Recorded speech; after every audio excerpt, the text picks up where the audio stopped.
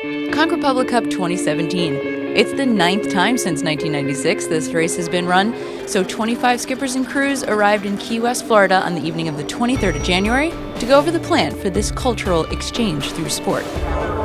Hace 20 años y entre los dos concebimos un sueño de revivir eventos náuticos entre la Florida y Cuba. Y así nació la Conch Republic Cup, una regata concebida como un triángulo: Cayo Hueso, Veradero, Veradero, Marina, Hemmingway y Marina, Hemmingway, Cayo Hueso. Esta va a ser la 9ª edición de la regata Conch Republic Cup, porque durante varios años la misma estuvo prohibida. En esta oportunidad tiene una connotación mucho mayor. He venido a hacer patente con mi presencia el agradecimiento y la importancia de que este primer evento inicia con él el calendario de 18 nautical events in celebration 25th anniversary. So this is home for the next 8 days, leaving in a couple of hours, packed up and ready to go. I dream my country have many potentially for the recreation boating industry. For me, a very important friendly relationship, a love on the sailing, a love on the life, the love on the sea. Schooner division, that's right, with a white cross flag, 4 starts, 1 minute, plan on 1 minute between starts. The race committee, hailing mostly from South Carolina, headed by Hal Smith, sent off 4 starts to accommodate a wide range of competitors on a picture-perfect Tuesday evening in 2017.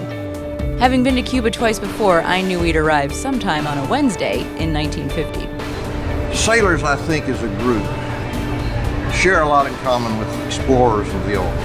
There's a excitement, an enthusiasm, a driving interest in what is on that horizon.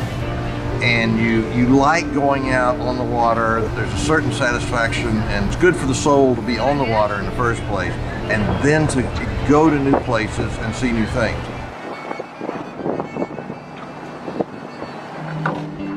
And then, one of the things that's nice about it, it's not halfway around the world. It's 90 miles away.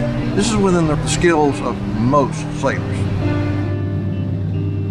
An engine helped the race committee pass the fleet in the night and arrive to a welcoming graveyard shift, who helped us dock, go through customs, and await the appearance of the first competitor on the morning horizon.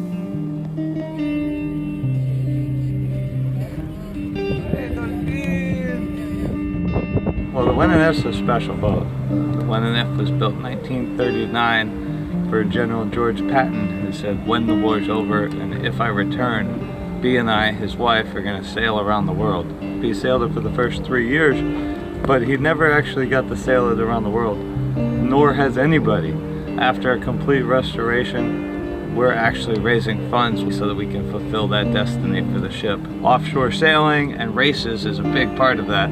So as long as Cuba remains open, we want to support good relations and hopefully continue having a partnership and just bring that back. Here's Godspeed coming up to the finish line.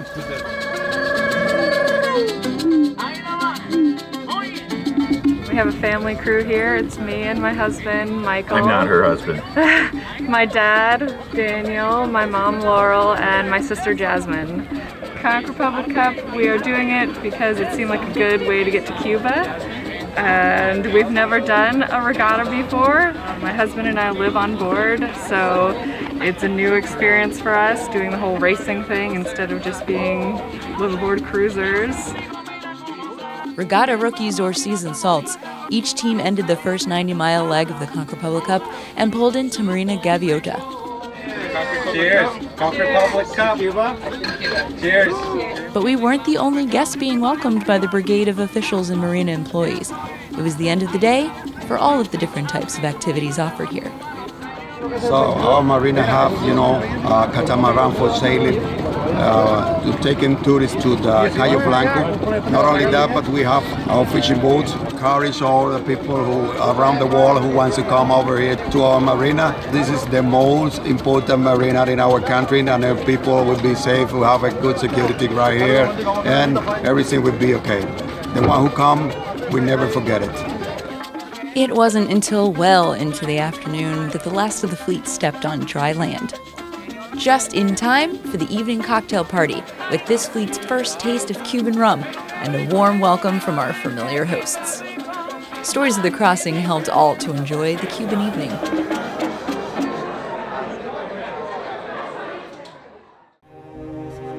It was decided that the fleet was free to depart for the North Coast cruise to Marina Hemmingway whenever they chose.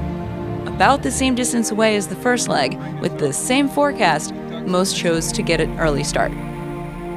We're sitting out there and we've got breeze, it's blowing 5 to 6, we're moving along, and I realized if I crank the engine, we'll get there 2 hours sooner. I mean, you know, does that really matter? And so we decided that we were going to sail it on through. It turned out to be a beautiful day of sailing, maybe one of the best I've ever had. But we also raised a toast that we were sailing this one for those who couldn't. A beautiful afternoon sail soon became an overnight sail, with the first boats arriving to Marina Hemmingway in the cover of darkness. The majority landed in the fog that rose with the sun. We've just arrived late last night. Our customs guy was charming and handsome. Yes. And very spoken. And I greeted him. It's the first time I've ever been through customs in pink and white polka dot pajamas. There you go.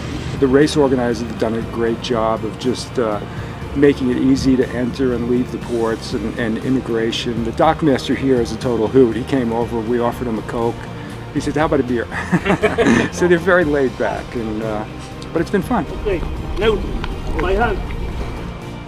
Marina Hemmingway is one of the largest and most well-known, seeing as it is one of the few marinas in Cuba to offer electricity, gas, freshwater, and accommodations. Being one of the hotspots for yachts to enter Cuba since before the revolution, it has a long-standing reputation in Cuban maritime history. Boats from all over the world take rest here from the unpredictable Gulf Stream. Once every boat had been accounted for and everyone got settled in, we were welcomed by an interested media presence, while one person on each boat made good on the offer to become a member of the Hemmingway International Yacht Club of Cuba. See it. Yes. Lisa over here. So I'm talking about what is a dinner at Presidio Yacht Club. Hey, what do you think? We should go to Cuba. And we're like, count us in. And then we just added more and more. Then we got a boat 2. Is that right, Lisa? So we got boat 2. So now we got 2 boats. And we're gonna start with the traditional one for all of you. Idilio. Vamos allá. We're just very excited to be experiencing this culture that we've never been able to, and our parents probably have never been able to, so this is a trip of a lifetime. A cocktail party was scheduled to experience more Cuban flavor. But what made the party even more unique was a lively band and the chance to rub elbows with maybe the most important Americans living in Cuba right now, the U.S. Ambassador, Jeffrey De Laurentiis, and the Coast Guard Liaison to Cuba, Derek Cromwell. Thanks to the Coast Guard and the Coast Guard Academy, I have a great appreciation for sailing. I love it. I look for opportunities to sail. The relationship that the sailboat community has in the United States with the community here is another good way to build bridges, build relationships, because that's what's going to bring about change between the people, not so much between the governments. The Conch Republic Cup brought the people, and the people were eager for the extended lay-day period allowed by the updated regatta schedule. Competitors took to the roads to see more of this country, whether it be the city, or the country, bus, or taxi. Este es un auto norteamericano de los años 56. Es un automóvil modelo 88. Está muy conservado, le hice una reparación capital ahora a lo que es la lata, la pintura y la vestidura. Y ha quedado, estoy solo moviendo turismo en Cuba. Y ahora voy con unos americanos al Parque Central. Old Havana is a staple on every Cuban adventure. The capital and largest city in the country, it is bustling with tradition and the country's youth. Secluded as it has been for the past 60 years, it is rare, but possible, to find anything that is brand new. Because of this, Cubans are resourceful with what little there is to go around and share, repair, reuse, and recycle everything. Always wanting to put their best foot forward, many of the buildings are topped with cranes and workmen on their mission to restore the city, building by building. Never having been to Havana on a weekend, it seemed like every nook and cranny was alive. The entrepreneurial spirit in full bloom to capitalize on the influx of tourists. You still see the skin that separates the home team from the visitors, though. If you're not playing in the band or serving the drinks, someone guards the door to make sure it's foreigners only. To fully integrate with locals, keep to the outdoor areas. For Havana, the Prado is and always has been a pedestrian haven for markets and artists selling their craft. Mi nombre es María Teresa González, yo soy artista visual. Yo, el arte o la obra que yo más amo es y la que más me gusta hacer, y por eso es que hago flores, hago obras de mujeres, porque pienso que nosotras somos el futuro y que es importante la madre, es importante la naturaleza. También es importante mi cultura afrocubana y dedico muchas horas a eso. De haber nacido en esta revolución y de pertenecer a esta Cuba que con sus virtudes y sus defectos es lo que amamos. Hay que tener suerte, hay que ser positivo, hay que ir para adelante. So the thing that stuck with me the most was Havana. The 1950s American cars were incredible. We met more local people that took us into more backdoor alleys that I wouldn't have ventured into at home for any amount of money. So I met this guy Damaso at the bar. He took us to his local shop, which was maybe like 10 by 10 feet that he owned. He's got a probably 1930s German sewing machine. He makes teddy bears. It was fascinating. So we were at this cafe having a beer. A couple came up to us and they looked at my shirt. It was a Liverpool shirt. He's like a big fan, and so we started talking about soccer, and I gave him my shirt. And he comes by and he gives me his first Liverpool jersey. We're the best football team in the world. Yes, we are. Yeah! That's the part of it that was great this year, was making relationships and actually meeting people and actually meeting the mission statement of what this regatta is all about. I had a chance to meet someone who happened to have a son who played baseball, and they asked me to umpire.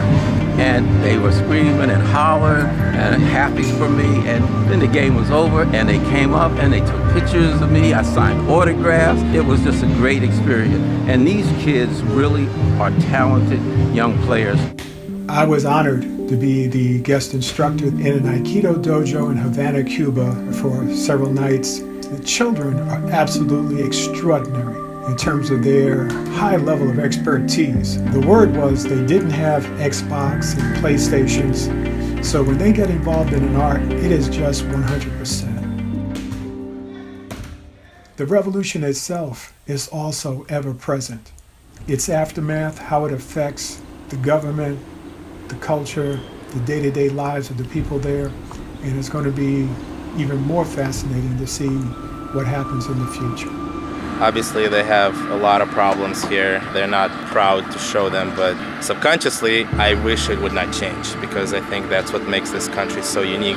It delivers some kind of historical moment that's frozen time that you don't really experience it anywhere in the world. Spanish culture all around the world is different wherever you go, and this has its own unique characteristics, so it's fun to explore and to learn.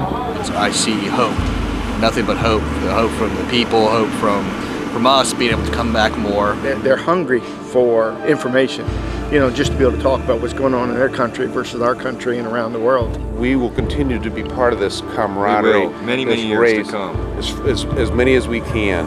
It's a very interesting and very beautiful time to be here. Cuba being trapped in time is certainly one of the reasons that make this place so unique. The farther you venture from urban areas, the more prominent the theme. For Cubans in the middle of the country, away from the ocean, it's a simple life. People plowing fields with oxen and people on horses just riding around. This is their normal life. You know, this is something we see in America as like a recreation village, but this is life here. The other day we went and we visited tobacco fields where we saw them growing the tobacco, harvesting the tobacco, drying the tobacco. There's even new tobacco barns where they're drying it. The world has Cuba to thank for some of the most famous cigars. Cuba has one of their indigenous populations to thank for the tobacco. It is believed they were pushed from the east into Cuba about 200 years before Christopher Columbus and the Spanish arrived to call them Taínos. The Spanish quickly overran their peaceful society, but one thing that survived to become part of Cuban culture today is their word for tobacco, cohiba. Tobacco farms were definitely popular amongst the fleet and can easily be done as a day trip from Hemmingway. For some of the event organizers, an extended trip to the Bay of Pigs on the south coast was planned to take advantage of the legendary scuba diving. We arrived unannounced to a town called Playa Giron and easily found a room to rent. Mi nombre es Judy. Tenemos una casa de renta con 2 habitaciones, con baños privados. Prestamos servicio de desayuno, cena y le facilitamos conocer sobre las actividades turísticas que se realizan en el destino. Por ejemplo, museo, la más importante, senderismo, observación de aves, paseo en lancha por la Laguna del Tesoro, visita al museo de Playa Giron. En fin, aquí tienen su casa, el nido de Cuenova. Playa Giron es un pueblo pequeño, alrededor de 3.000 habitantes, todo el mundo se conoce, se saluda, muy agradable vivir aquí. Siempre hemos vivido en Playa Giron y trabajamos por tener un turismo sostenible y que los clientes disfruten estar en nuestra casa, que se sientan como en familia. Esa es nuestra idea, que se sientan como en su nido. The diving was the main reason we had come to this part of the country. Karen and Jim brought all of their dive gear, minus tanks, with them. But I proved that with nothing but a picture of my PADI open water certification and a bathing suit, I could dive right along with them. For me, the best diving point in the Bay of Pigs, that's 11, right? The one with the crab, pretty nice there. I love that place, right? I'm Joel, my name is Joel, and I'm original from here. It's been diving 17 years already. And I still love it. I still love it. I got you here. And all of those guys from Canada, they came every year. We really enjoy that. Just came here. We got a lot of place to dive. And I hope you enjoy it. The diving here are superb, okay? They're in very good shape, and most of the time the water's warm, okay? So you put your head down there, you can see nice coral and fish and moray eels, and if you're lucky you might see turtle and stingray, okay? And even the shipwrecks over here too. All kind of creatures there and corals there as well. Quite healthy. Leaching and global warming hasn't affected this area too much, okay, right? And also the diving is cheap. Okay, about $25 US per dive. I just really want to go back there and spend several weeks just diving and exploring that area alone, because the cavern diving and the swim-throughs and the people, and it's a very, very small little town, but it's quintessential Cuba. These dives gave us an introduction to fishing, where lionfish, an invasive species to these reefs, are the only thing you're allowed to take home from a dive. As we left Playa Giron and made our way east along the bumpy beach road, we saw many more methods for finding a meal from the sea.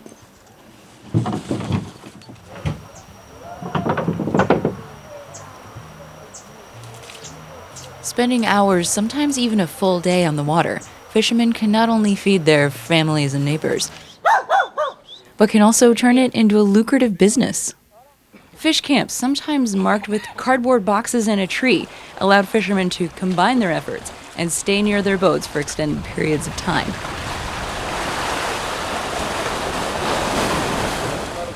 The more remote we got, the more rustic the methods. But having the technology and equipment of the 1950s is what keeps their ocean so bountiful.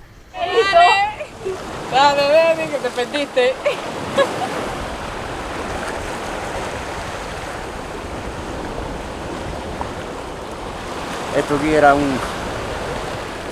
vivía gente aquí cerca, ¿comprende? Casa, años, hace muchos años. Esto es una caleta. Entraban yatecitos hasta por aquí. Pero hace ya una bola de años de eso. Ya después ya la gente pescando aquí, para sardinas, para todo, normal. Leave it to us offshore sailors to feel right at home in the remoteness of this neck of the woods. Some may have immediately tried to bail, but we were assured that the road may get worse, but it will eventually connect us to a highway. So we carried on to enjoy a night in Cienfuegos with wraparound water and mountain views and all the live music you can handle.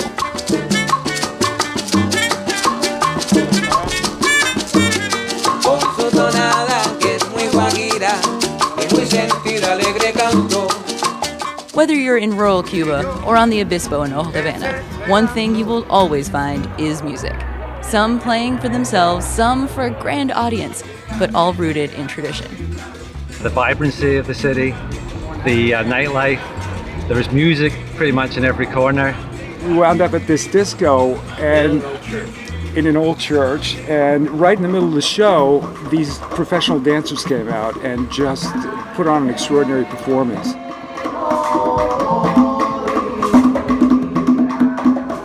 We wound up staying there way later than we should have.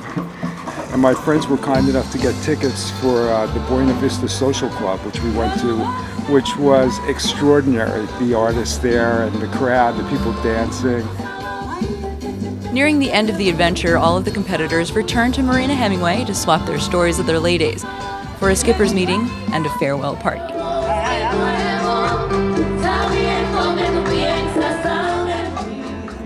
Boats prepared for the crossing, and the weather forecast was looking perfect.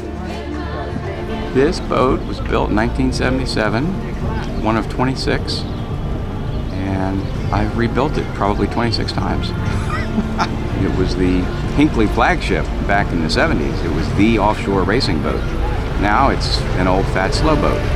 Our goal is to sail fast and never be last. Hal Smith's race committee teamed up with local race management to start the race home to Key West by way of El Morro and the Malecon. We're trying to promote more interest in racing in Cuba. There is fairly obviously that they don't have the equipment, and it's a good opportunity for us to go down there and demonstrate how real races run. And so we left a mark there for them to use. And of course the weight we put on the mark, I don't know if they got it off the bottom yet. It was fantastic. I was on the committee boat, I got to film the start. The castle in the background was incredible, and the wind was really wonderful, so they went through, it was great. With a proper send-off from the U.S. Embassy, who was able to join the crowds watching from shore, the fleet took off for the horizon again to carry treasures, both physical and intangible, back to the first world country we call home.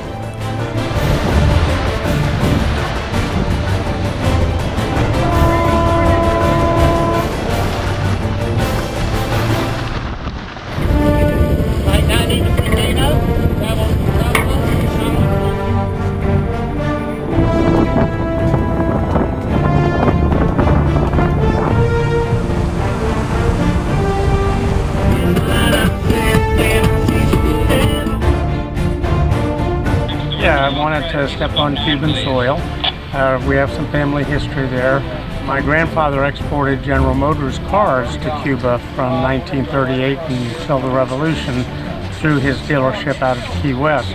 So he spent a lot of time there, delivered a car every year, a new convertible to Ernest Hemmingway. And I'm sure some of the cars that we saw driving around my grandfather delivered, but it was a great trip, and I'd do it again.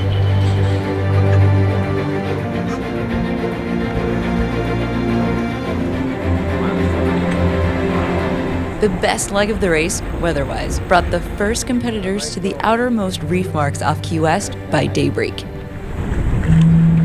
birds on it. This third and final leg would decide who the trophies would be awarded to at the ceremony later that day. Every division had a winner, but for the overall title, Danny Manrique's Island Flyer was triumphant. And my crew is from Canada and the U.S., and we've been sailing together for years, and you guys have done the best job. Thank you very much. And we look forward to returning and hopefully bringing more boats. And, this has been a great experience. Thank you very much. It is said that the best way to slow down time is to travel, because days doing the same thing over and over tend to run together in your mind, and years can too easily slip away. Making distinct memories keeps routine at bay, so 270 miles of racing and a week of exploring a very unique country, in effect, extended all our lives. Thank you to the event organizers and race officials, and congratulations to all of the winners. For T2B TV, this is Ashley Love.